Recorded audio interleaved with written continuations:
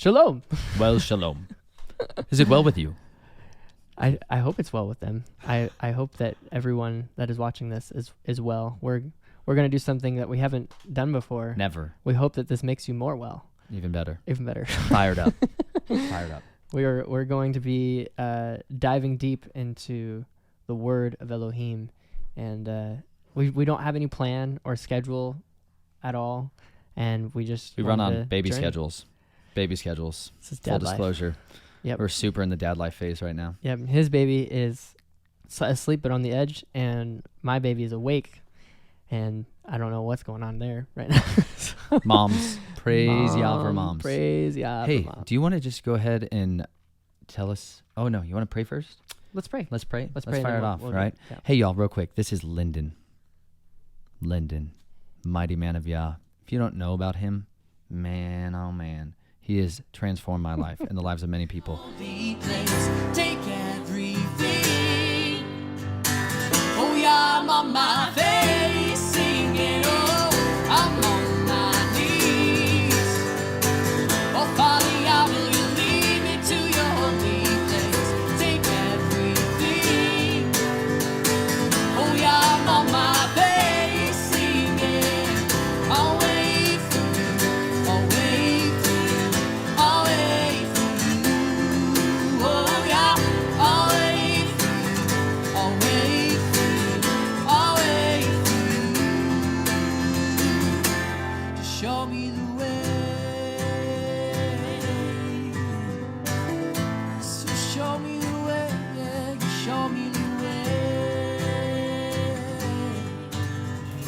Oh Yahuah, and glorify your name. For you alone are holy, holy, oh Yahuah.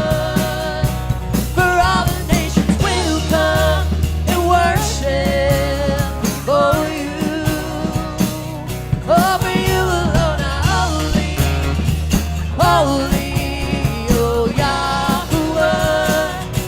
For all the nations will come and worship before you. For your righteous acts have been revealed.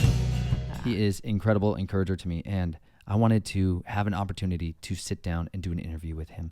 And instead, we're just like, we're going to hang out enough that we can actually have prolonged get-togethers. Yeah. And something that I've never really had, which is another brother that we could get together and just break open the word together and actually get to know some of the minutia of what it is that's led both of us on this journey. Mm-hmm. And so we're going to do a little intro time for him and for me on his channel, because those that are on his channel are going to be watching this as well. Mm-hmm. And I'm just some dude on their channel.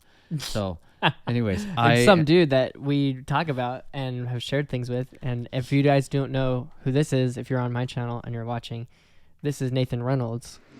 You knew. And you know what? Our Father knew that we were going to lose it, that we were going to forget Him, that we were going to inherit vanities and lies. And you know what? He knew you would want help. He knew you would want the truth. He knew that you would want redemption. And you know what? He had a plan in mind before the foundations of the world. He laid up in store and guarded and protected and concealed a perfect, sinless one, unblemished, unstained, without leaven, without adultery. Because you know what? The house of Israel had the leaven of adultery. And you and me have been saturated and raised and indoctrinated to be adulterers, to be idolaters. Ezekiel talks about that we have in our hearts erected idols. And he says, in your heart. We're like, I don't bow down and worship Baal. I've never even once stood in front of the altar and burned my child in front of everybody to witness. And you know what? He knows. But inside you is a temple, a tabernacle, where you can erect your idols. What is most important to you? What is most valuable to you? What is most precious to you? What do you sacrifice your time, your energy, your emotions, your finances towards? Is your idol. It's what will speak to you. Ezekiel 44 or 14. Go. Go, go, go, go, go, go, go. and I say that in a way of like, this is Nathan Reynolds. This man has changed my life, and has helped me identify who I am in Yeshua as a Gibor, as a Giborim, as a man of Yah, and what it means to be a warrior for Yah, what it means to honestly just to be even a father, and has helped me in my way of perceiving life, and ridding myself of vanity, and so many things. And his channel is the LinenRailroad, Nathan Reynolds, and they're just such a blessing to so many people. And if you haven't checked out his channel, do so like immediately after this video, because there's so much on his channel, so many resources.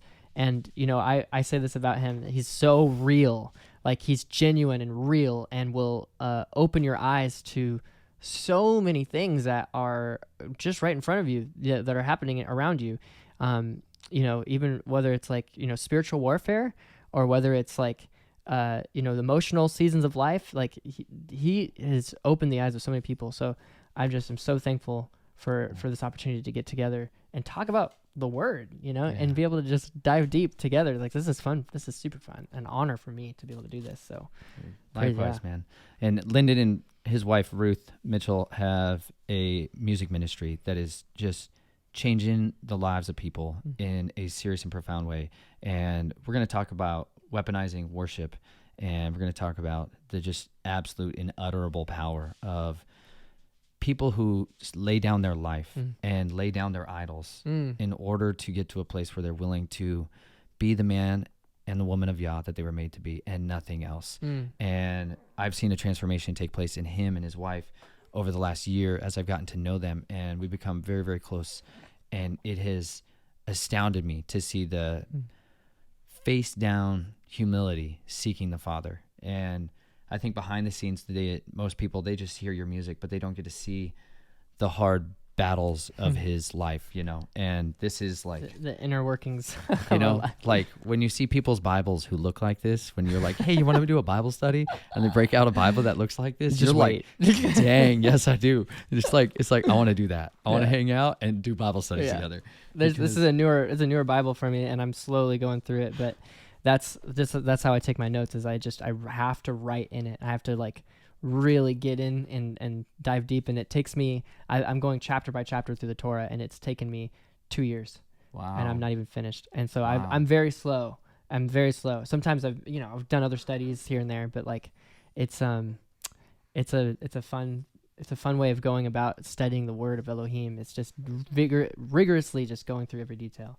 And I just love doing that. And so I know you're similar, and just when you look at a story, or when you look at a part of the Bible that you know have maybe not yet really dove deep into, it just is like, you know, and you're just wanting to share everything, because you're like, that's so cool. And you're keeping all these details and things that people don't really know in the back of your mind. You're like, wow, I need to share that. That's so amazing. So I think we both share that like common ground when we're studying the word and we're really diving deep, because I know for being able to talk about you, like, we love studying the word. Yeah. Love it. It's like, I have to have it part of my life. It's like, I have to do it. Otherwise my days, my life doesn't feel productive. Yeah. It doesn't feel like I've done anything with my life. You know, I have to have this as part of my life. So I think you would agree, right? Absolutely. It's your sword. It is. But I think we just get caught with our pants down too often, because we forget our like basic toolkit. Yeah. And this is definitely one of it. And I'm not going to try to sit here and say I've consistently always read the word every single day. I'll tell you, my hunger and desire for the word has gone through many highs and lows, but there's been progress throughout my life towards a deeper hunger for the word. And it required a major cutting off of, like you talked about, vanity, this stronghold that I had still for what do other people think of me, you know, and the perceptions of the world that had still been impressioned in me so diligently and deliberately. And to get to see people that are laying that down, it requires taking violence to your idols. Like, you have to physically destroy just them out of your life and uproot them. And it's like, it takes diligence, it takes commitment, and it takes bravery Big time.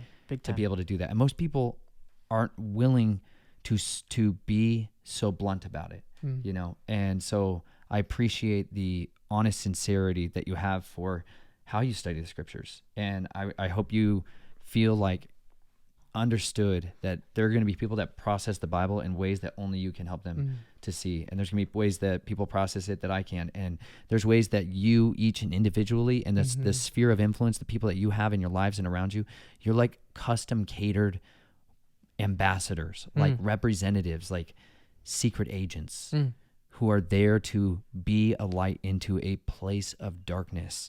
And it may look shiny and clean on the outside, but a place of hellacious darkness is in so many people all around us. Yeah. And so we are supposed to be agents on guard who are like diligent warriors in a battle of absolute eternal importance. Yeah. And this is like our most important thing we could ever come to know in our life. This is the most important weapon. This is our foundation. Like it is a sword, right? Small one.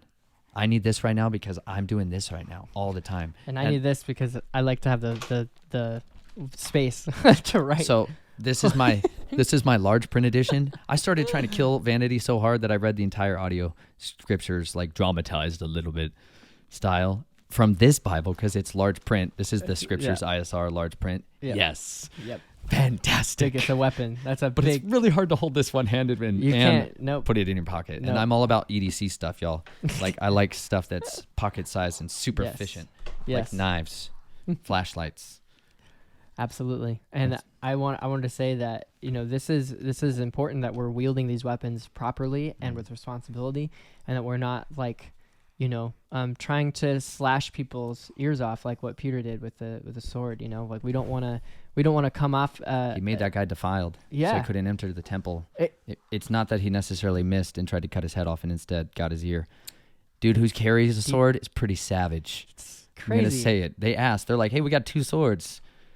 Is that enough?" He's like, "Yeah, take the whole world out." That's what I think about every time. Him and 2 guys. They're Yeah. like, smoke the whole world. Yeah. But he cut off his ear to keep him from going in. And I think that we sometimes can be like him and using the weapon that has given us to cut off the ears of the people, and we're just yelling at them. We're just telling them like, this is what you got to believe. So you got to hold it with responsibility and care. Yeah. And I was going to say Yahuah came over and healed the ear. He was the one who healed it, and we're supposed to look like him. And so he used, he was the Word made flesh, right? So he used the weapon, which was himself, to bring healing. And that's something that is very unique. It's like this is a double-edged sword, sharper than any double-edged sword, and it is also to be used in a way that brings healing, conviction. Yes. Yeah, definitely cuts to the heart, but it brings healing and restoration as well. And that's what we're hopeful for, is that we can use this to bring healing and restoration into people's lives, and to convict them, and not cut their ears off, not turn them away from the truth. That's right. Dude, you got it, man. Isaiah 58. Check this out. Let's fire this off. Okay. Is not this... Oh, man, let's just back up. It's just so good. I just want to read the whole chapter now. Isaiah 57. 58. 58. Okay.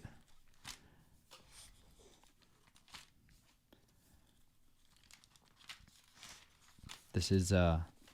just even as you said, how we use this sword improperly, and we cut people's ears off. Yes. You're absolutely right, man. And Isaiah 58 is literally about ways of using Yahuah's loving instructions, his Torah, his commandments as a weapon, and trying to kind of force the Father's hand by being like, we got the checklist done. Like, we accomplished all these things. See our righteousness, and they get into this pointing of the finger. Right. I just want to get there. Cry aloud. Do not spare. Lift up your voice like the shofar. Declare to my people their transgressions, and the house of Jacob their sins. Yet they seek me day by day, and delight to know my ways, as a nation that did righteousness, and did not forsake the right rulings of their Elohim.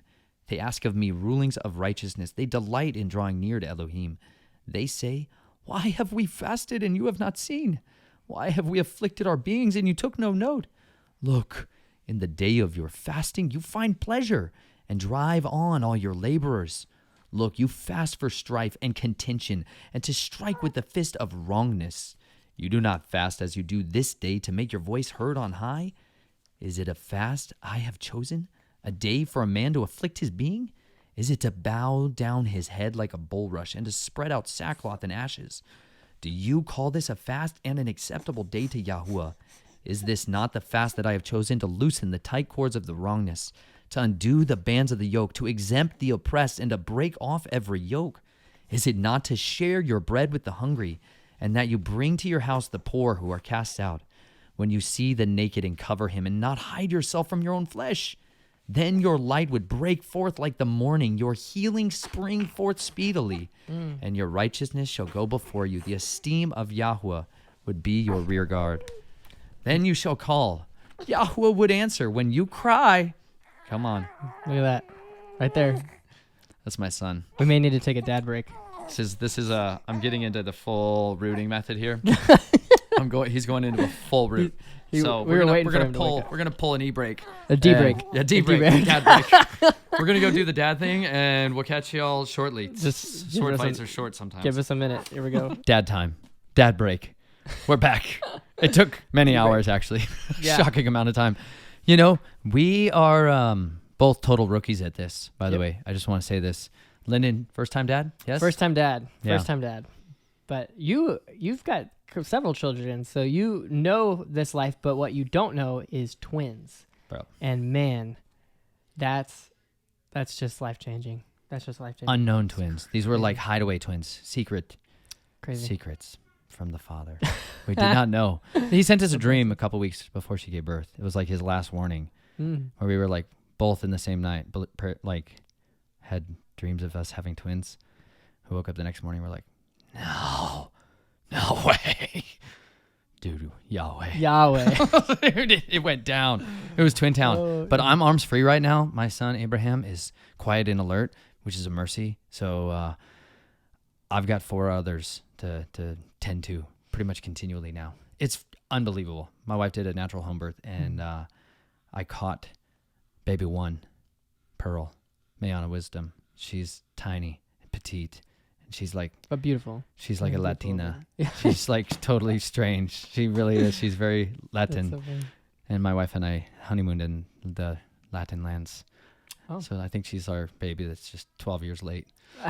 So I think we would have had these children in reverse order, which is crazy. But I am delighted to get to hang out here right now with you guys. This is savage. It's gonna be fun. But we're still in the beginning part of this. We need to. We haven't even started to dive in. We were talking earlier about the cutting off, like using the sword to either be a weapon that cuts the ears off of the people who you're trying to minister to, or it can be something that heals and is something that brings conviction and hope, restoration to people. And you brought up the prime and beautiful example of Isaiah 58. You want to talk more about like what those, we're talking about how it checked the boxes, like what boxes did that check in reference to Isaiah 58 and what we were talking about? Yeah, man, I'm going to jump right back into Isaiah 58 because as I was reading this, my son began to cry. He began to stir. But Isaiah 58 is one of the most profound scriptures. It covers such a multitude. It's like a tiny synopsis chapter. Anytime I get into one of these, like I think of it as like a much more powerful weapon in your arsenal. Yeah. It's like going from the rifle up to like the anti-tank missiles, like just AT-4. I'm going to be 100% honest. I don't know anything about missiles, legitimate weaponry. I don't know anything. Here. I know like just the gist of swords and a little bit of guns, but nothing specific. Linden didn't have that background. No. I've been a musician and kind of programmed to be a musician my whole life. Like legitimately, I just think that's been part of my life ever since I was a little baby. So that's all I've ever really known. I've not known a whole lot of other realms, in this world of like different trades. I don't know. I don't really know. I just learned how to use a drill. So it's cool. I'm learning lots right now. It's great. I want to learn more. So it's good. It's good. And I'm learning a lot about weaponry from you and what you've taught me about knives. And you haven't taught a whole lot about guns because I think that life's been put off. But it's a totally different life, Yeah. But there's this like scales of magnitude. Even you as a worship artist, anytime you have another tool in your arsenal to just make something so much more potent, like the reason you use certain pieces of technology, like when you're boosting your music, you understand the difference between a unamplified sound and amplified sound. You understand the differences of like being able to be way more professional sounding and clear and concise. And you've taught me how there's certain tools that just make things so much more effective. And that's what I really feel like anytime I come across something in the scriptures, like a synopsis chapter, like when Joshua is standing up and like giving a history lesson of what's happened and bringing it all together. It's like they're summarizing the entirety of history in a moment. And that's what I really feel like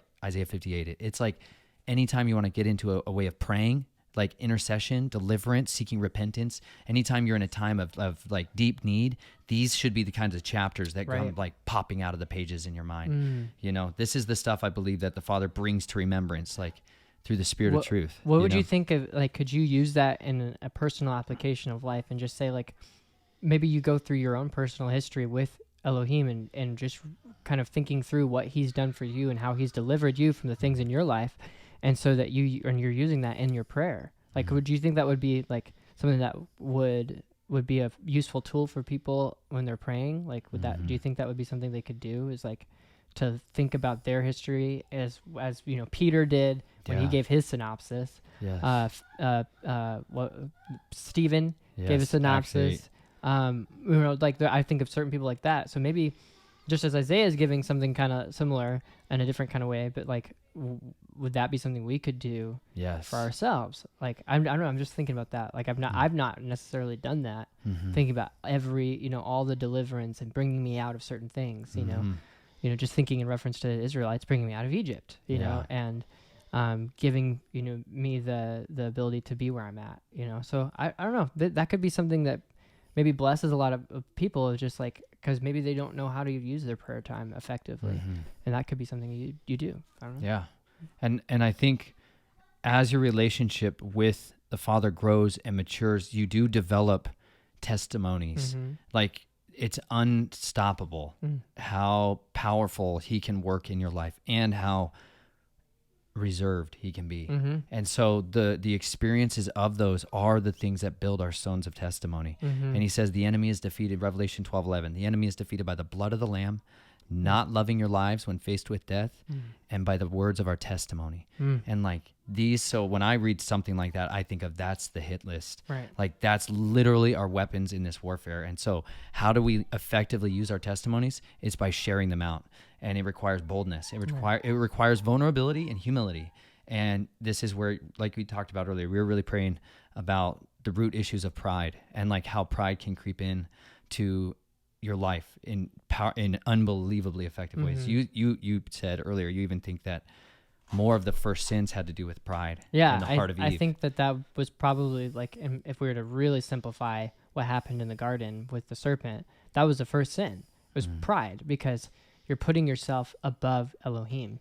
That's like the most simple definition I can think of of pride, is putting yourself above him and saying, my needs are greater, my desires are greater than that of what I'm supposed to be doing, you know, pleasing Elohim with your life. So I just think of that as like the very first sin. But some people debate that, but I think that if I was to look at the garden situation and that what happened, I think I could simplify that back down to just pride. And I think that's one of the greatest sins of all time, is pride. I mean, that's Satan falling down from, you know, falling from heaven. His whole thing was that he thought he could be like Elohim, you know. I think that's what is that he had 5 I wills. That's not Job. That's that, what was that? Is that Joel? Or I can't remember the passage that talks about him where he says that about himself. It's Ezekiel 28. Oh, it's Ezekiel 28. Yeah. It is. Yeah, no, yeah. I think it's a good passage just to remember, but because it kind of identifies who he is a little bit more. Oh, yeah, right here. Ezekiel 28. I am God. I am the God. I sit in the sea of gods, in the heart of the seas. You are a man and not God. Or Elohim. Sorry, I'm reading from a NASB. I usually say Elohim. Although you make your heart like the heart of Elohim, behold, you are wiser than Daniel. There is no secret that is a match for you. By your wisdom and understanding, you have acquired riches for yourself. You have acquired gold and silver for your treasuries. By your wisdom, you have by your trade you have increased your riches, and your heart is lifted up because of your riches. Therefore says Yahuah Elohim, because you have made your heart like the heart of Elohim. Therefore, behold, I will bring strangers upon you, and the most ruthless of the nations, and they will draw their swords against the beauty of your wisdom and defile your splendor. They'll bring you down to the pit, and you will die the death of those who are slain in the heart of the seas. You will say, I am an Elohim, I am God. In the presence of your slayer, though you are a man and not Elohim, in the hands of those who wound you. You will die the death of the uncircumcised by the hand of strangers, for I have spoken, declares Yahuah Elohim. Again, the word of Elohim. I think this is like I don't know if this is necessarily This is it. Keep going. Oh, You're really? one verse away. Oh, right, I know. right. I know you're wondering, dude. Again, right the there. word of Elohim came to me, saying, Son of man, take up your lamentation over the king of Tyre, and say to him, Thus says Yahuah Elohim, you have the seal of perfection. There it is, full of wisdom and perfect in beauty. You were in Eden, the garden of Elohim. Every precious stone was your covering, the ruby, the topaz, the diamond, the beryl, the onyx, the jasper, the lapis lazuli. Lapis lazuli. Lapis It's lazuli. beautiful blue and Say that word. sapphire blue Lapis color lazuli. and gold flecks in it. Yes, the turquoise and the emerald and the gold and the workmanship of your settings and sockets was in you. On the day that you were created, they were prepared. You were anointed cherub who covers, and I placed you there. You were on the holy mountain of Elohim. You walked in the midst of the stones of fire. You were blameless in your ways from the day you were created until unrighteousness was found in you. And it's What like is righteousness, Linden? keeping his commands, keeping his ways. Psalm 119, 142. Your Blessed is righteousness is righteousness Right. forever, and your Torah is the truth. Yes. The loving instructions of Yah are the truth. Yes. I think of Psalm 1 as well, but that's exact. Yeah. Tell him. Blessed is the man who walks not in the counsel of the wicked, nor sits in the seat of scoffers, or stands in the way of sinners, but his delight is in the Torah of Yahuah, and upon it he will meditate day and night. And he does that, he'll be like a tree that's firmly rooted beside still waters, besides living waters. And when I read that, I've seen other translations say living. It's like besides the living waters, and you will reap your fruit in its season. And I just think, oh man, that's like the definition, and the wicked are not so. They're like the chaff blown and tossed by the wind, but Yahuah knows the way of the righteous. And I think that's right there. But Yahuah knows the way of the righteous, and it just defined what righteousness is. Not doing wickedness and letting the word of Yah be put upon your heart, walking in his ways. So I think it's your delight is in the Torah of Yahuah. That, I think, righteousness right there, and can we achieve righteousness on our own? I think we need Yah, because it says that, Abraham was credited with righteousness for just believing or having faith. And I think that was an action, 100%. The faith was an action, was raising up his son. It says later on that Abraham raised up his children in the ways of Yahuah. Right. And he made it generational. Yeah. And that's when the seal of Yah is like stamped on a father, on a family. Like, it's like you've imparted it unto your children. And like, this is literally what you were born to do. Right. Is to make disciples, make apostles, who make apostles.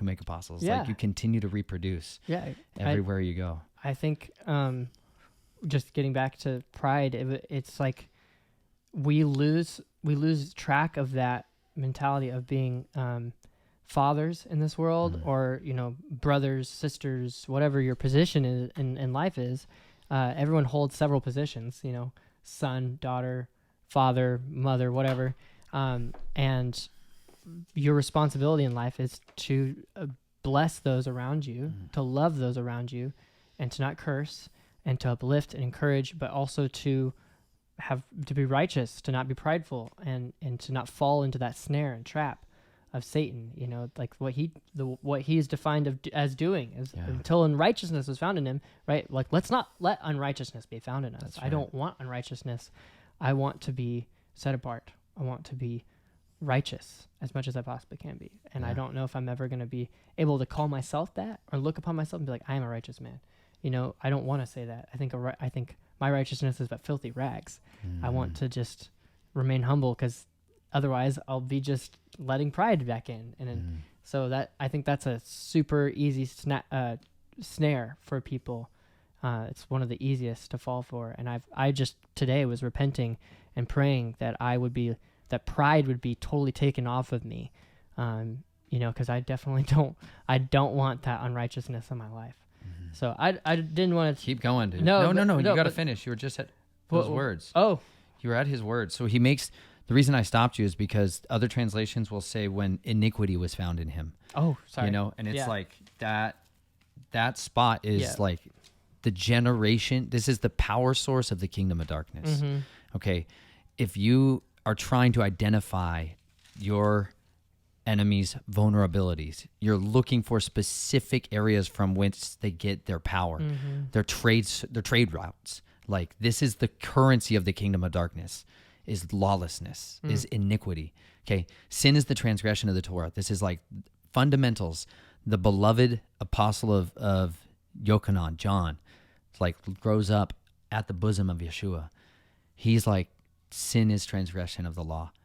Real basic, Yeah. like definitions of terms that change your life. Mm-hmm. I grew up in a culture of Christianity that said sin is missing the mark.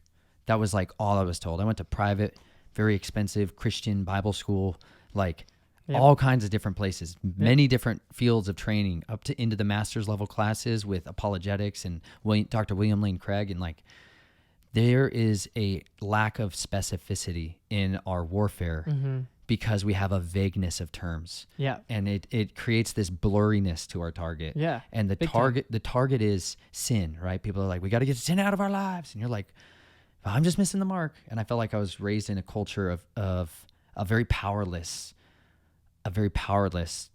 Christianity. And it just made me feel weak. And like, my job is to just hang around and take a beating until I get to go to heaven someday. Like, that was this doctrine that was kind of fed to me. And yet the kingdom of darkness had this totally different offer, which was power now, on demand. Like, on demand power, no matter what was going on. You could have power on demand. You could have what you ask for when you ask for it. It's like the genie. You're like, oh, wouldn't that be nice? 3 wishes, and it's like, this is what King Saul goes and plays, with the witch of Endor. He goes in to inquire there because he can't get it from Yahuah. He swears an oath with the witch of Endor the last day of his life. He swears an oath in the name of Yahuah that he wouldn't put her to death. And then he swears another oath to protect himself. And it's like, he instantly got what he asked for. He got to talk to Samuel again. He got to talk to Samuel, and he got his judgment and his destruction. And that was literally in the Torah. It says, you shall not suffer a witch to live, or sorceress. And he swore it. Like, he swore it out. And all this world is run by the words of our lips. Like you just said, Linden said something about that was birthed out of Deuteronomy. Yeah. Like, that is literally with the book. It's the book the Messiah combated the dragon with. Like, he had a showdown with the dragon on this earth. Physical flesh man. Yep. The word made flesh. Yep. And he shoots out Just daggers. Deuteronomy daggers. Dang, dude. I love those Deuteronomy daggers. Savage. That's your anti-tank stuff. Yeah. Right? The book of Deuteronomy is. Yeah. And when you read it, you're like, what? Shall not test Yahuah your Elohim. It's like, Bam. I think we can really learn a lot from seeing how Yeshua combated against the enemy. That's right. Like, in just the words, he's so simple, did not say much. Has it not been written? Yeah. Said so little, Well, sometimes I definitely am a culprit of this, of speaking so much and trying to make sense of things or try to assume things or create things. And it's like, just be like straightforward. Just quote scripture. Just look at the scripture and read it and understand that that's what it's like. If I was in the place of going before Saul in Shaul, before the last days of his life, and I was going to go before him and tell him, like, hey, you messed up, like a prophet would or whatever. I'd go up and be like, you shall not suffer a witch to live, like, just simple word, simple verse, and then turn away, because like, you just totally broke that commandment. Am I righteous enough to do that? Probably not. I think I definitely don't feel like I'm in that place to be able to do that. But like, that is the kind of combat we could have with each other and brother to brother. Like, I could be able to tell you if I saw something in your life, or you could tell me something in my life. We can love one another just by looking at the word and being like, hey, it says that. Yeah. What do you think? It's That's why they teach parabolically. Yeah. Because if you got a bunch of Miriams in the room, y'all, if you've never been to a feast of Yahuah, like Sukkot, You'd be like, hey, does anybody know where Joshua is? There's like 45 Yeah. Joshuas. Like, That one. how about James? Oh. Right. Nope. That's even worse. But Yeah. they teach parabolically because you're not shaming people. And shame is, I think, the root reason people get into pride is because they've been shamed in specific areas of their life, and they've taken it on as an identity, and it's literally like it binds them up, and pride is this thing that kind of can help to lift people out of that binding. And in areas specifically where people get shamed, you see a specific wound that needs to be healed, because generally the way people in the world are propelled out of that is through pride. Is like there's vulnerability, there was wounds that were given, and identities were damaged, and people became very, very vulnerable through shame. And that is this is this power that the enemy feeds off of. Like I was trying to explain to Naomi, she's 6 years old, how the mechanics of spiritual warfare, because we have spiritual warfare that takes place not that often, but on occasion.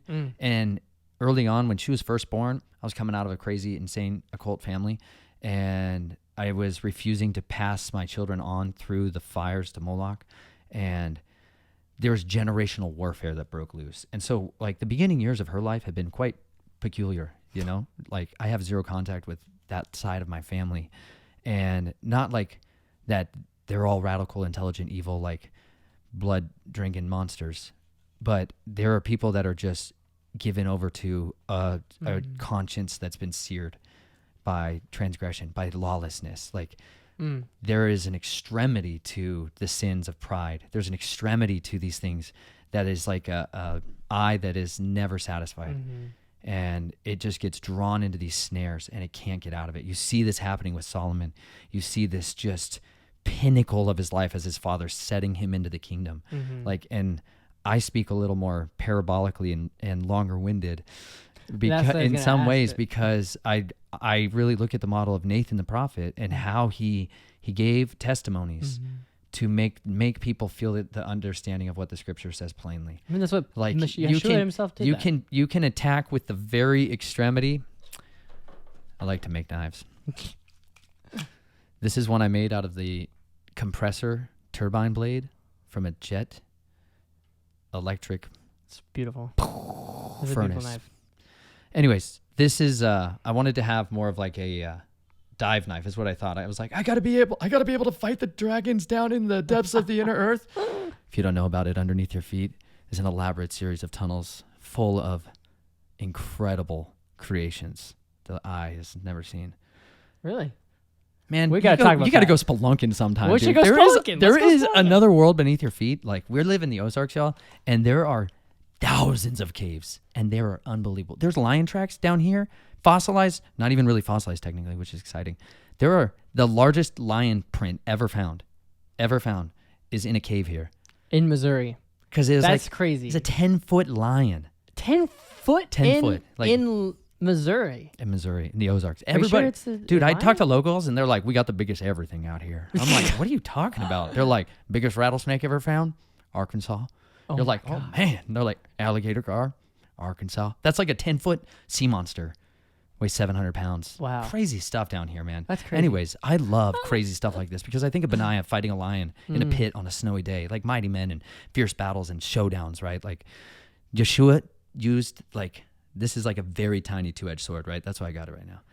Because he used the tiny 2-edged sword. Sometimes that's just the little bits of scripture Short that you dagger. get out there. That's your The Deuteronomy daggers. That's all that is.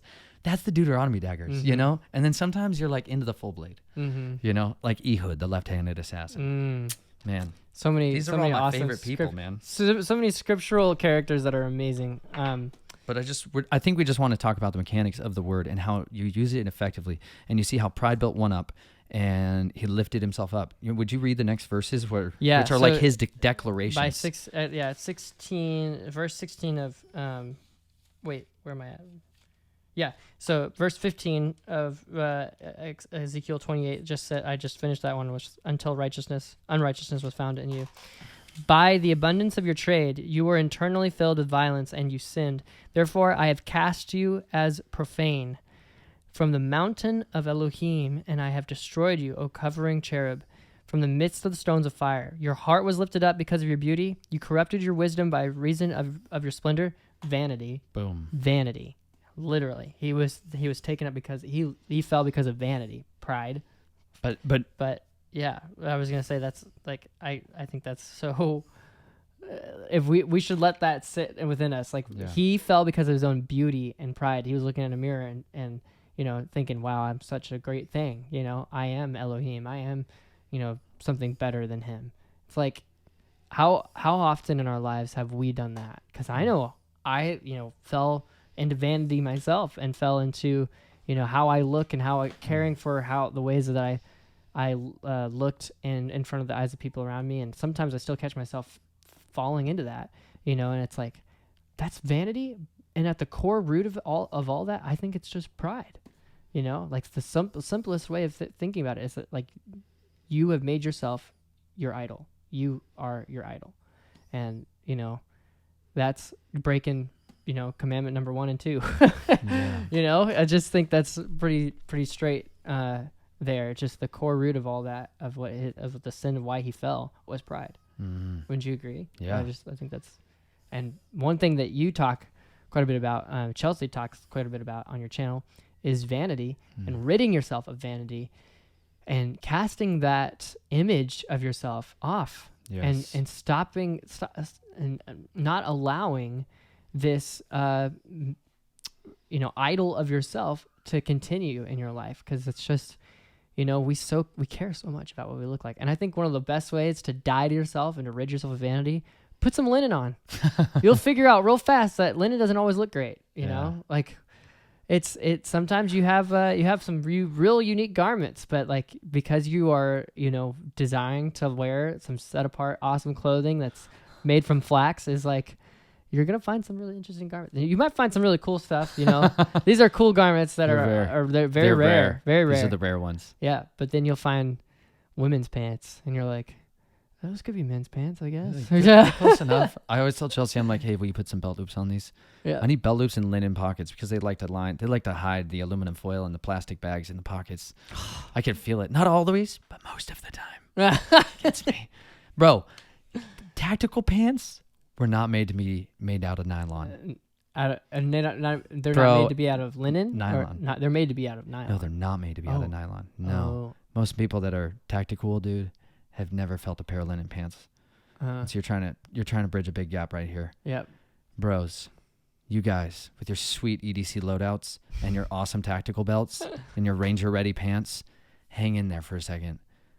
Put on a pair of linen pants and walk outside. Put linen pants on. Bro, you'll be supercharged. I think if you work outside or you do some like manual labor, just wear linen. Changer. It changes your entire life. I know it changed my life when I was putting linen on when I was working at a cabinet shop, and I worked in a literal like warehouse, and it got real hot in there with all the guys working, and like wearing my linen changed my life. It was so easy for me to work because it was breathable clothing. I could literally breathe. The sweat was not being stuck inside, by the cotton I used to wear. It would like the linen would allow it to breathe.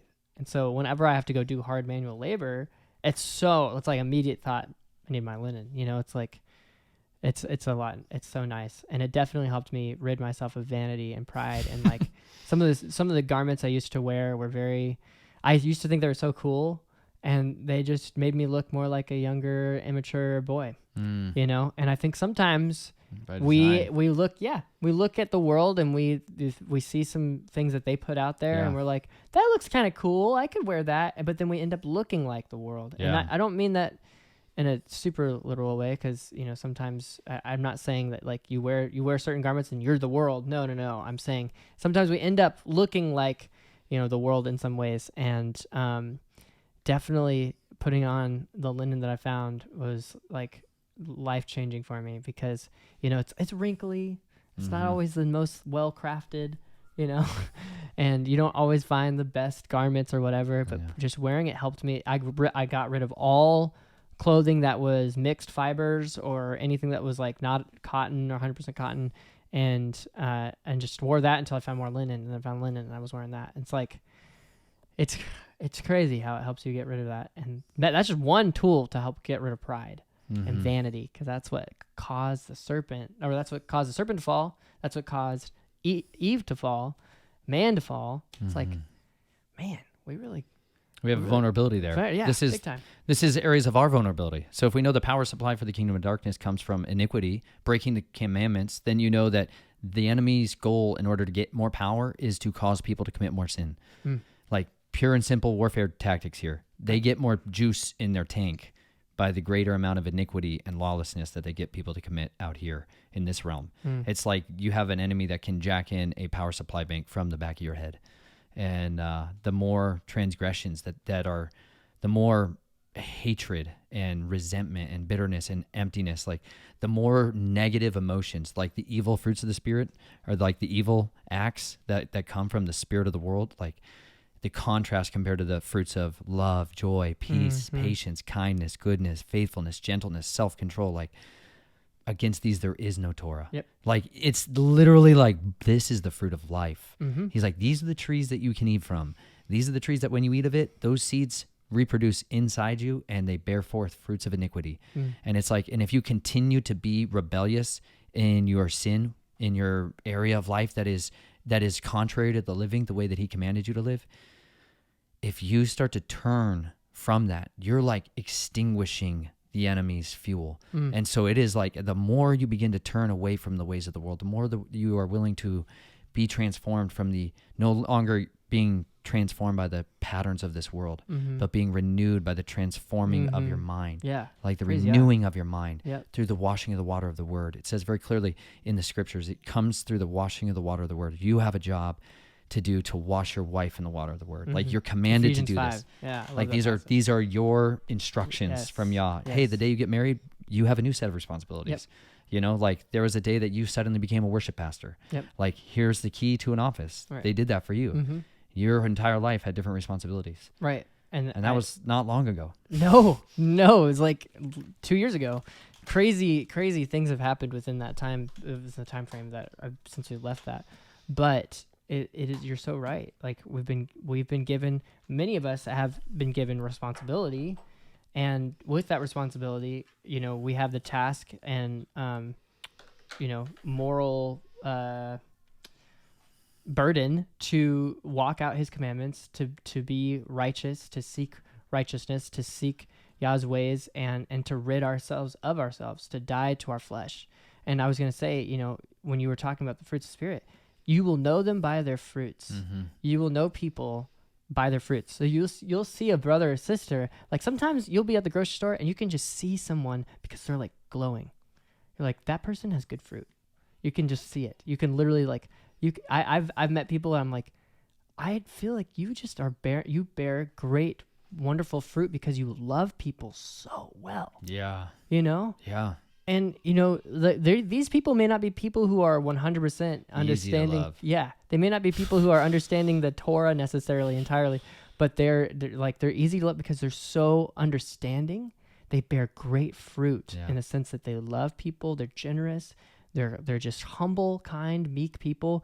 Those are the kinds of people that are teachable, that want to know. And when you share these things with them, they're like, oh, maybe I should go learn that. And like, I'm like, I want to be like you, like in the sense that I want to be humble and teachable and willing to hear things like you are. And the love that you're sharing with people, the generosity, the meek spirit about yourself. It's like, I want to be like that. You know, we need to be meek. And I definitely think, you know, you can see people in the opposite light as well, and the bad fruit that they bear. And, you know, you can see, that person may not be someone I want to mix with, that I want to, you know, definitely want to bless and love and try to show them, you know, and love who Yeshua is, but they may not be someone I want to like really yoke myself up with and spend, you know, like what we're doing right now is yoking. I'm like yoking myself up with you and doing ministry. Like this may not be something that you'd want to do with someone that bears bad fruit. Yeah. You know, it's like, you know, you should definitely work to minister. Yeah. But to, you know, spend a lot of time trying to encourage them over and over and over again, like just sitting there with them for hours and hours on end. It's like maybe that may not, because they could end up, you know, influencing you in different Yeah. things. And it's like, I think Yeshua he did it right. And the fact that he just ministered to people and they followed him. And it was like, the people who ended up following him were the meek people of the earth, the prostitutes, the tax collectors, the people who were real messed up. Yeah. Real messed up. And They had a better understanding of their humanity. Yes. This is what I would say, though. Yes. The reason it's easier to draw someone out of the dragnet of the enemy, like it talks about, is it Hezekiah? No. Sorry, there's a book, Hosea, Habakkuk. They make sacrifices. It talks how they literally are, like, if you let down a dragnet, y'all, if you don't know about, do you know what a dragnet is? Can I just explain that something fish? ridiculous? Is that Dude, fishing check net? this out. Okay. Do you like how they get how do we always have tuna in the story? Like, dude, they got tuna forever. It's like, seems like we have a never ending supply of tuna. Well, there's different ways that they catch fish. And one of them is a dragnet. And they go out with these gigantic ships, just monstrosities. And they're floating fish factories. So they're a canning facility. They have an entire facility for canning and processing the fish as it comes in and then storing it. And they can be out for months at a time, 6 months, like a nuclear submarine, just gone. They go out and they drop these nets that have weights at various places on it so that as it comes down, it unfurls along the bottom of the ocean for miles sometimes. Wow, really? And they can open these things up, these mouths of these things, and it drags with weights down, heavy down on the bottom, and just the boat just drives along the bottom of the ocean, or on the top of the ocean, this net on the bottom, and they just drag the ocean and collect every single thing that gets caught in it, right?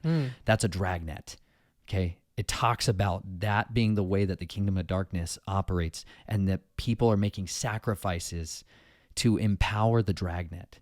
So, like, if you guys think about the dragnet of the spidery web that this world has been ensnared in, like the grips of the adversary, if you've never been around like highly venomous spiders, it's quite thrilling. Like, I held a black widow on my finger in a sink down in Florida. Crazy. We were washing vegetables, and people were like, "There's a black widow," and I'm like, James chapter 5, he has given us dominion over everything, every beast of the field, cattle. I'm telling you, I love James 5 because it says that all creatures have been tamed by man. Right. And I'm like, you got it. Somebody tamed black widows out there. I'm going to be that guy. I won't do it forever because I still have a family of 6 now. I've got to be that guy and be like, temper your risk.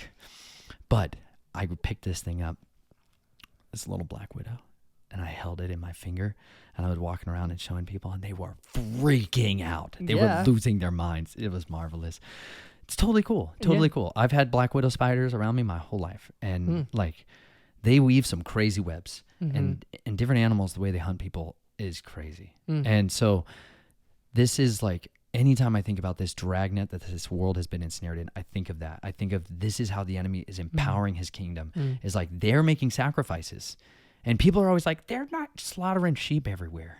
And I'm like, yeah, but you sacrifice through your time, through your energy that you give, the money you spend, what you look at with your eyes. Like, we are all these giant worship factories, and we are producing power. Like, truly, we are producing power, because if you give your attention to somebody, like my daughters right now, we got brand new twins out of nowhere. We went from a family of 4 to a family of 6 in less than 30 minutes. It was crazy. 10 months before that. But it was crazy. 3 nights of labor too. But the twins themselves were only like 30 minutes apart. And it was so instantaneously life-changing forever.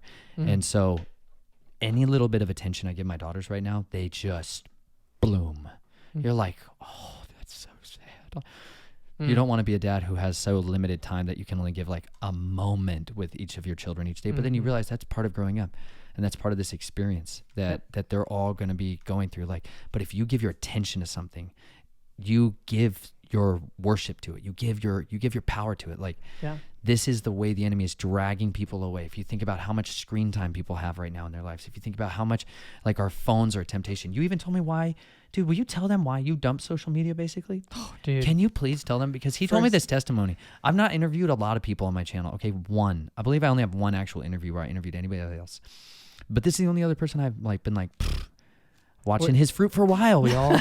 Highly recommended individual. No, I say that for real. Like, I don't recommend a lot of individuals, but I recommend many to some. This guy I recommend to everyone. Oh, praise yeah. No, but it's because dude's been battle tested. You know, he's experienced life and death to their extremities. You know, and he's like, oh, I've just been raised in the worship world, savage place, full of unbelievable stuff, dude. You talk about it like it's like some kind of pretty princess thing, but you've seen the dirty side of churchianity too. I've seen a lot of, and you've been a dirty part stuff. of that. I've been a part of it. I've Yeah. seen what I would consider idol worship, you know, like what you're talking about, but in church. But yeah, I was gonna say what we were talking about was describing worship and just a little bit of when you're talking about, you know, that they sacrifice things to what Elohim. I don't know. There's some other Elohim. The world sacrifices their time, their things, their money, and other things to the progressive, growing technological society we live in.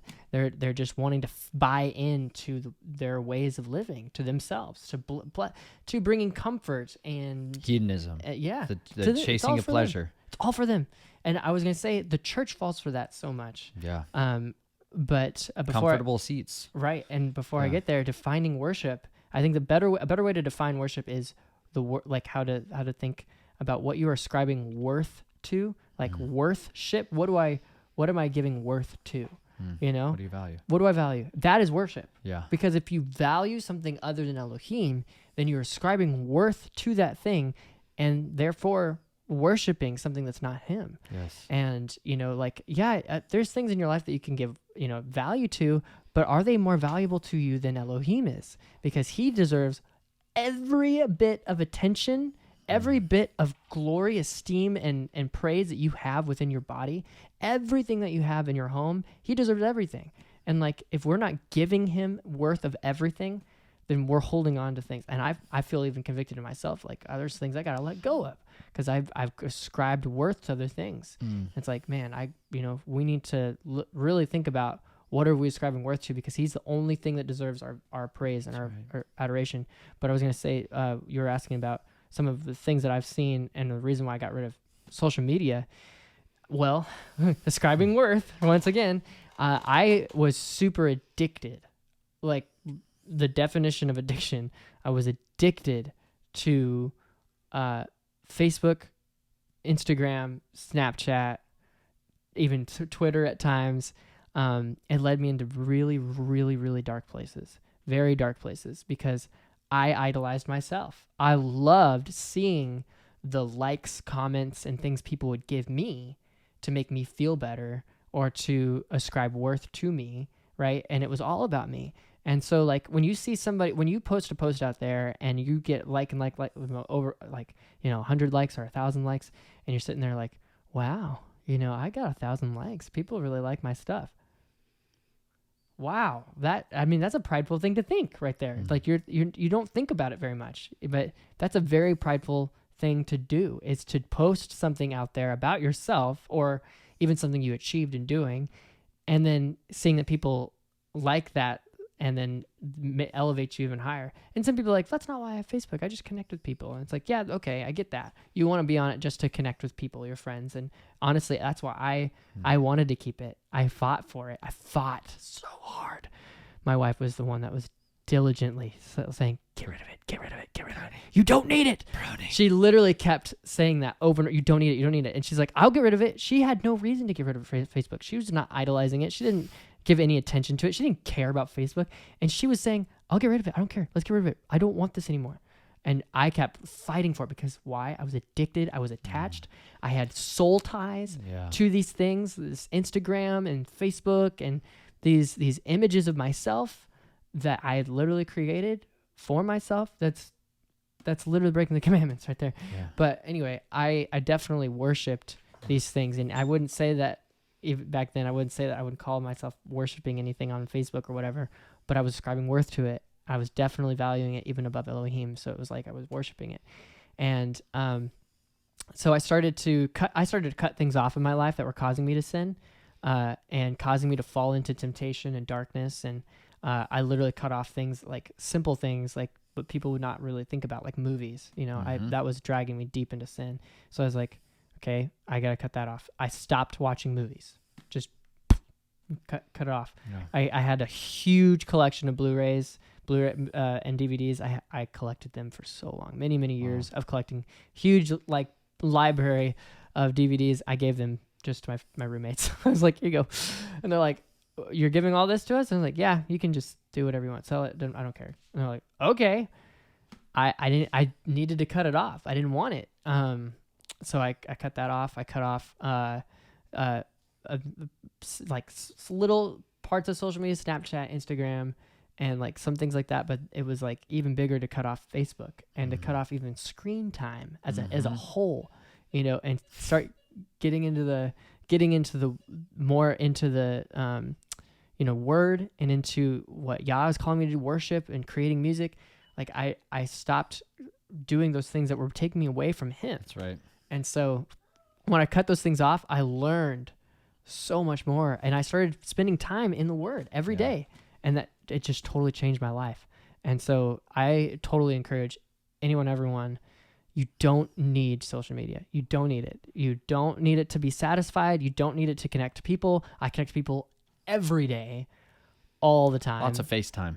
Not camera FaceTime. No, human FaceTime. It's FaceTime. It's connecting with people in person, but it's not just Flesh that. time. It's like I text people. I like call people all the time. Like I'm connecting. I'm constantly connecting, communicating to people. I don't need a social media where I'm going to be tempted to post things about myself, or I'm going to be tempted to create a reality for myself. That's also something about social media, is that you create your own reality and your own world that you want to be in, and not what Yah's given you and the personal relationship he's given you to, and that which you're supposed to be with others. And, people could tell, I bet there are people out there who might be thinking like, YouTube social media. It is. It totally is. That's why we only use it for ministry. And that's why both me and my wife are doing it. And it's not just me. Yeah. It's not just my own profile. And some people use Facebook, so Facebook Marketplace, whatever. I get that. There's reasons for some things, but like I encourage people, like, you don't need it. You absolutely do not need it for any reason. And you don't need it to be satisfied or to fill you up. All you need is the word of Elohim. 100%. That's all you need. You need the word of Elohim. And I would also encourage that you need people around you, like a community of people to help you. But like, most importantly, you need his word, and just rid yourself of those idols in your life. Cut off the things that are causing you to sin. That's right. It's just, it sounds really simple, but way harder to do. Like getting rid of movies was a huge deal for me. Huge. I spent hours every week, every day, sometimes watching movies. Like Ruth would be like, hey, you want to go do something? I'd be like, yeah, let's watch a movie. I was like, that's all I knew. That was the only fun thing I knew how to do. Watch movies. Let's just watch a movie. And it was date time. That's was that not quick that. escape. It's That's a that quick quick escape. escape tactic. Yeah. Remember I said he'll give you like instant gratification now? Push play. Yep. Most dangerous button ever got. Yeah. Push play. I honestly think that I would agree with that statement. It is very dangerous. So What's dangerous. behind that little triangle? You don't know sometimes. You don't know. And you might think ambush like, may be it's set. fine. And you know what? Like, there is so much out there, so many movies out there that hide demonic, evil, prophets of Baal, man. evil things. And like, there's more nudity coming out in movies. There's more sexual innuendo, more sexual immorality that's being pushed, adultery, transgenderism, and the gay and lesbian rights and all this stuff. It's like all this is being pushed, and when you click play, you let all that in. It's like so many movies out there are pushing that agenda. You don't know what you're gonna get. No. Yeah. Disney executive. There was a Disney executive that was just like, I was able to get my little gay agenda in there throughout all the Disney movies, and she was saying that was like a happy and encouraging thing. It's like you gotta understand, anytime you're trying to analyze the methods of the kingdom of darkness and how they're agents of evil, that's like the human side of their workforce, right? Yahuah has his people, human side of his workforce. Then there's spiritual agents, right? These are like principalities, powers, rulers, authorities, dominions, spiritual wickedness in high places. Like, we do not wrestle against flesh and blood, y'all, but against those things. These are like a physical, spiritual hierarchy. That's like, if you don't know, like a hierarchy, like there's a chain of command that are everyone is required to be in different pecking order of who's the most powerful. and who has the greatest authority. Like death used to have one of the greatest authorities over all the kingdom of darkness. He used to have these keys, like death has keys literally that control him, Right. like the keys of authority. And it said Yeshua literally went down into the deepest parts of the earth, physically down inside the earth, y'all. Not some hot molten core down there. Super different world if you read the scripture and you actually let it build the model for you, like profoundly. Right. Like he went down into the deepest parts of the earth and he took captivity captive, it said. And like he took the keys of death from the devil's hands. Like the devil used to have this like beast on a leash, and it was death, and he let it go on you, and he'd just tear you up. And it's like, we needed someone to put the end to that. Right. We needed someone who had a greater authority, had a greater anointing, who had a greater calling, and then when was tempted by all these very same things that you and I are sitting here being like, these are vulnerabilities, these are our weaknesses, these are the things that like have been our downfalls. And it's like, we share this with you, not to be like, hey, every one of you needs to apply these matters. Like, not all of you guys can go out and pee under a tree and just feel the invigorating goodness of nature. But you know what? Some of you can and you will. But like we share these things with you because these are the words that like transformed us. Like if you go back, every one of the videos basically we've ever put on our channel is on our video playlist. You can go back into the archives of our playlist here and you can see the people we were when we started on this journey.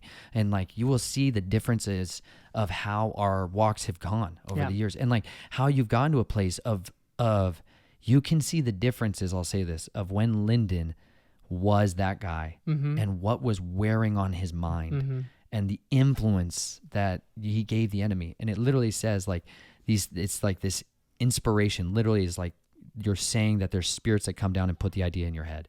Like you literally have this spire of an idea that comes to you, bam. And it's like, but if you're perpetually putting in these other images, it's like, it's going to wear on you. And if you're giving this a consideration, Jubilee, that's a great question. How many more hours until we are done? It's Jubilee. Probably less than 1. How about, does mom need my help, Jubilee? No. Tell her maybe 10 minutes. Tell her thank her so Jubilee's much. So cute. Hi, honey. Jubilee, do you want to come say hi real quick? Do you want to come say hi? Hey, y'all, this is my Jubilant Jane. Don't mind the tin foil on the walls, y'all. I have to create a very dark chamber when I put children down for naps at times. I can't. That's it. Yeah, it's over there. But this is my daughter. This is Jubilee Jane. You're Jubilee. Hey, check this out, Say y'all. hi, Jubilee. This is my daughter. She's jubilant. She lived her entire life in an RV up until a month and a half ago. How is riding in the RV? Yummy, good. Oh yeah, the pants dance. The pants dance. She's silly. I saw the pants dance. All right, we're doing Mom, let me see crafts. the video. All right. Mom, let me see it. Mom, let me see it. I want to see the crazy pants. Woo. Whoop, whoop, whoop, whoop. She's a world Wow. traveler. She's a world traveler. Yep, and she's super strong. Super strong. She took a She's robust. mighty fall today, but you're doing all right, Juby? You feel good? What Yeah. happened? Do you want Oh, to yeah. tell everyone? Or no? No, it's okay. Anyways, Jubilee is like my companion now because we go and hang out all the time when mom and Naomi have the twins. My 6-year-old's basically like a 12-year-old. And What are you making? I'm making my maple syrup. We drill the tree. Put the bucket under. Oh yeah, you're telling me about it. Yes. Then we pour the syrup in. Do it. praise Yah. Raise your children right, y'all. Dude, lots of pruning early on. Lots of pruning. It's your Heavy quiver, pruning. man. It's your quiver. Yeah, bro. You should maintain your weapons vigilantly. You know, like, hey, I didn't know this. I started studying different ways they made bow and arrows because I'm like, arrows, quivers. Like these children. Psalm 127. Hey, do you want to just go there? We'll read that real fast. Yep, go ahead. Because Keep talking. children are an inheritance of Yahuah. The fruit of the womb. Did you say is one? yours. What was it? 137. 125 or 127? I think it's 125.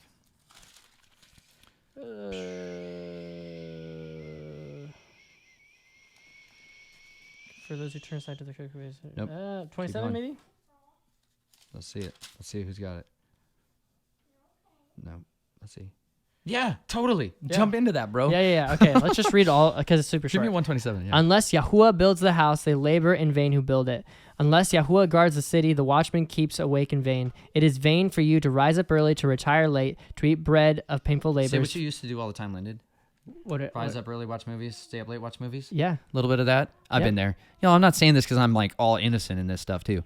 Like I've watched a lot of worthless things in my life. Yeah. Total worthlessness. But I rose up early or I stayed up real late to do that. Isn't that Yeah. just ridiculous? He's talking about that. Anyways, I keep once- going. I once- Don't miss that. I once waited in line for a movie for like almost 12 hours just to go see a premiere of a movie. What movie? I think it was Spider-Man. I think it was a Spider-Man movie.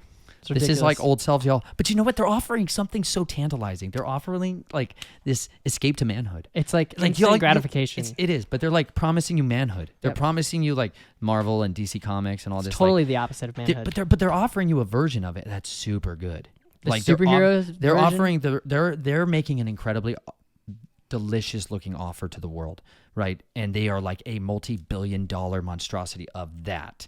People staying up late to offer their offerings to that.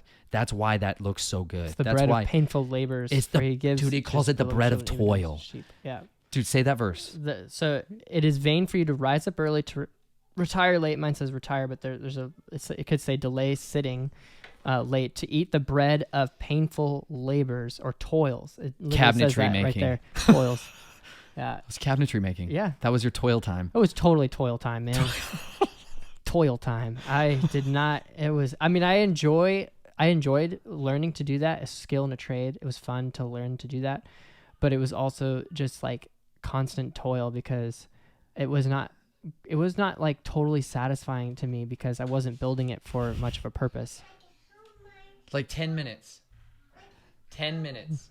How many more minutes are you going to be done with the whole video? About 10 minutes. They Okay. may not. You guys might be able to hear how precious she is.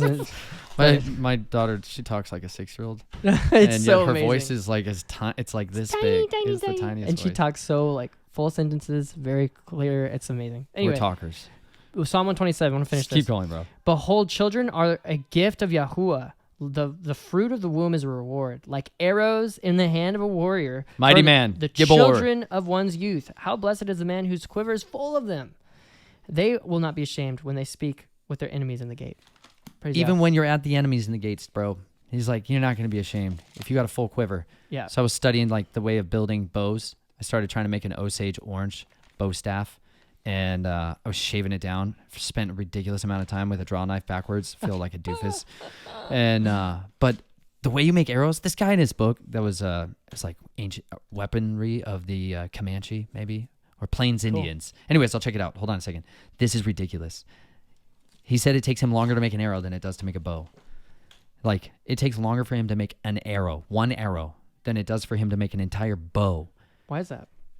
The process of selecting all the materials and acquiring them and then fitting them on there properly so that an arrow flies in a Perfect. very specific direction is very complicated to do when you're Sounds- just using natural materials. Mhm. Like, it's a time-taking process. Even just I've tried to wrap arrowheads, like mount arrowheads, with tendon, like that's sinew, right?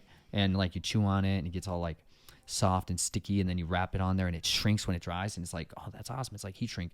But when it gets wet too long, like in rain, like they wouldn't fight in rain when they couldn't.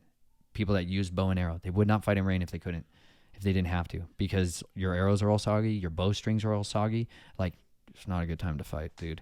And I'm like, that means your arrows change. That's exactly what happens with instruments. I'm like, With stringed instruments.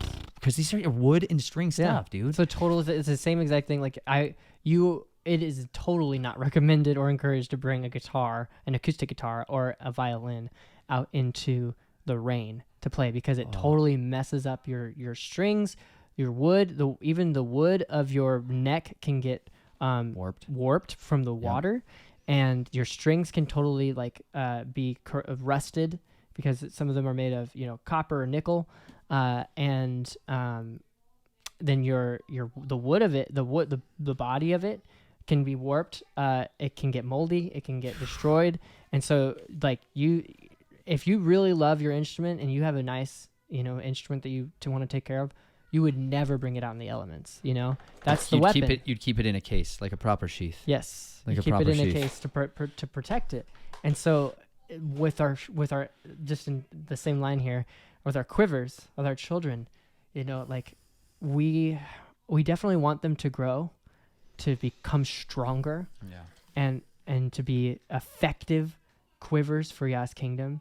But we want to also protect them. That's right. And be a shield for them, a covering for them.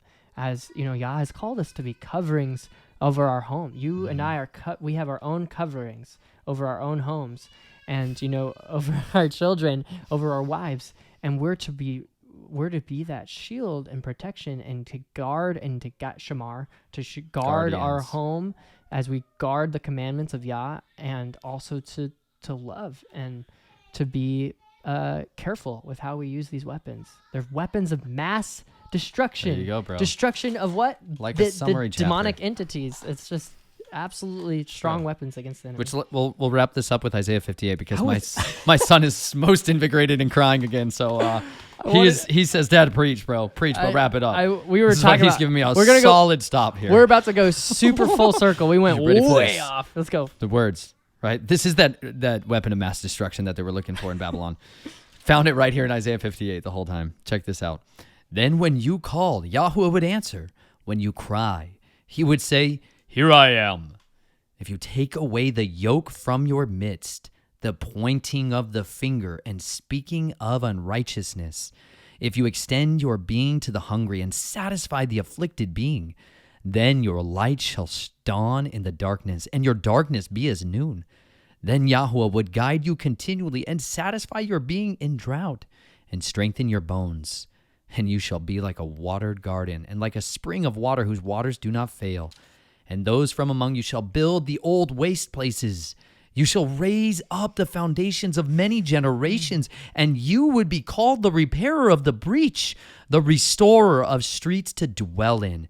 If you do turn back your foot from the Sabbath, from doing your pleasure on my set-apart day, and shall call the Sabbath a delight. The set-apart day of Yahuah esteemed, and shall esteem it, not doing your own ways, nor finding your own pleasure, nor speaking your own words. Then you shall delight yourself in Yahuah, and I shall cause you to ride on the heights of the earth, and feed you with the inheritance of Yaakov your father. For the mouth of Yahuah has spoken. That is like such a powerful verse. Bro, you see that? It's like a ballistic missile coming in at your face, man. You understand that's a bomb. Yeah, totally Just a bomb. blowing stuff up, a precision-guided ordnance. Yep. It takes quite a bit of circuitry to make a missile go exactly where you want it to. And the scripture never returns void, which means it never misses, not one time. So we can just fire that off at you. I love you, but that's some targeted warfare coming your way, y'all. Like, read diligently and fight ferociously. If y'all are into the Kingdom of Darkness stuff, man, go for it with all your might. Be all in with everything you possibly got.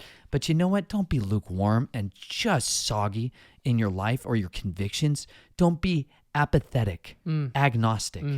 Make a choice. Choose this day who you'll serve. I was just going to say that. Choose this day. He's like simple words. Choose Deuteronomy this day 28. who It's you like the will tip of the serve. knife again. It's like, Yeah. just As for me in my house, sorry, I didn't mean to interrupt go you. for it, dude. Fire As for it me off. and my house, we will serve Yahuah. That's right. We will honor our Elohim. It's like, choose this day. And we don't want to be in the song Anchor that I wrote. The song, you know, it says, Sing it, dude. we will.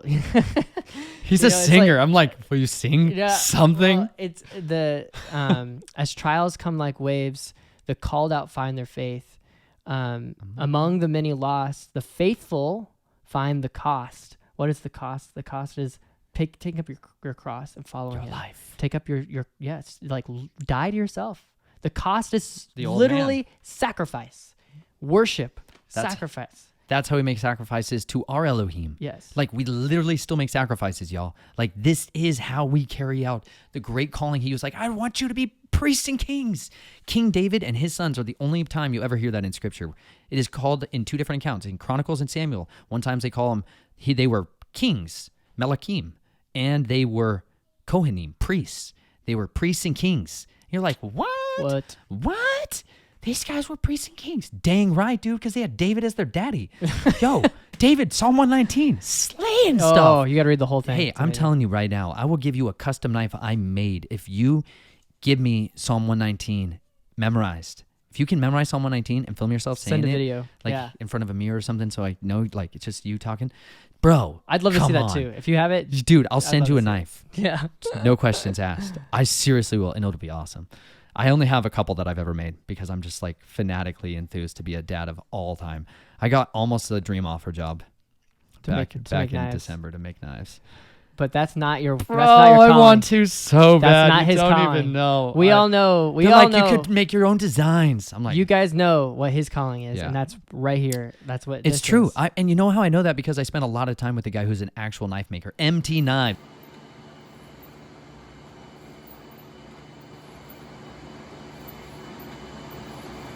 This one like this. Look at all that squeeze out of epoxy. I like to have plenty of epoxy. I try not to get the clamps on the epoxy like that. It's all right.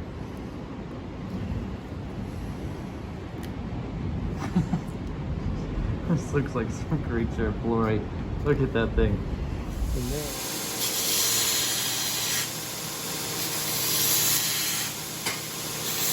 I'm making Osage orange tent pegs. Finally!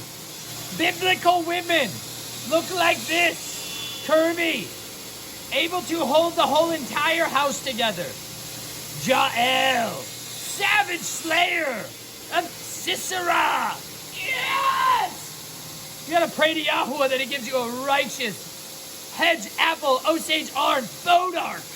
Ark of the Covenant wood tent peg. Like long-lasting wood of immortality. That's like a righteous woman who's more precious than rubies. She's more desirable than anything else. Pray to Yahuah for righteous women to rise up, and surely men will seek them like fine treasure.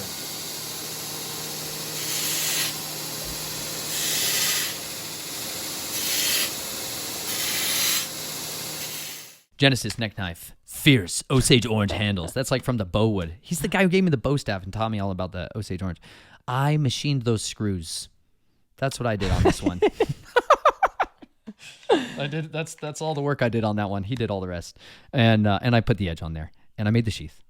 But man, it's a ton of work, and it takes an inordinate amount of time, and you're exposed to a continual stream of toxic stuff coming off of the metals and coming off of the sanding belts, the grit. Man, my baby's crying. I'm gonna have to go. I could talk knives all day, but my calling is definitely to be effective with this knife and to be Yes. effective with my everyday carry of the confidence that Yahuah has given me that we were born for such a time as this. You who are watching this, you were literally born for a time like this. You have a purpose and a calling, and it is combat. It is fantastic. It is Absolutely. bloody and savage and beautiful and absolutely heart-wrenchingly horrible out here. We would love to invite you into the wilderness. It's a great place to die and a great place to be born again. So, So choose this day whom you will serve, Yahuah or the wretched world.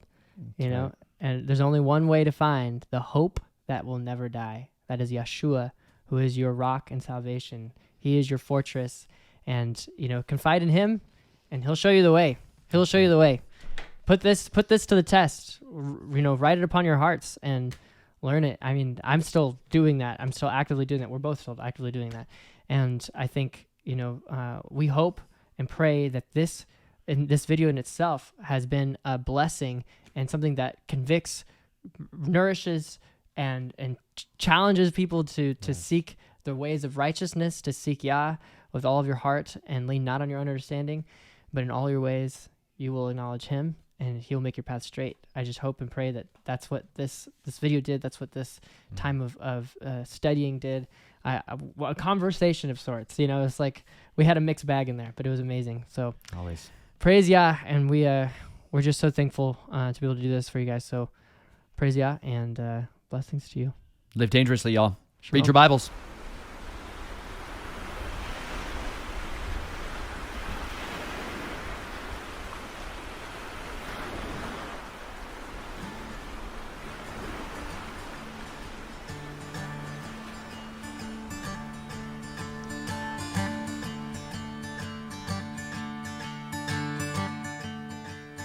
Tossed to and fro as dark waves start to grow.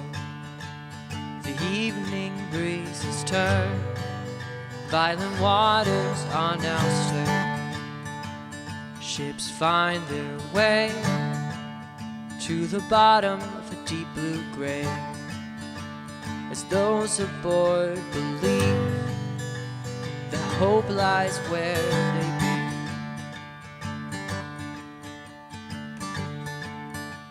The chant of those that sing, the world does also sing. We're safe here in our ship, trust the boat and hold your grip. The lies are all around, and truth is hardly found. But burning this sailor's heart is the way of the set apart. Yahuah is my rock and salvation, I trust in his foundation. He's my anchor when I'm wrestling the storm. He's my anchor I rely on in the war. He's my anchor, I shall not be afraid. No weapon formed against me shall prosper, for surely he is my anchor in the storm.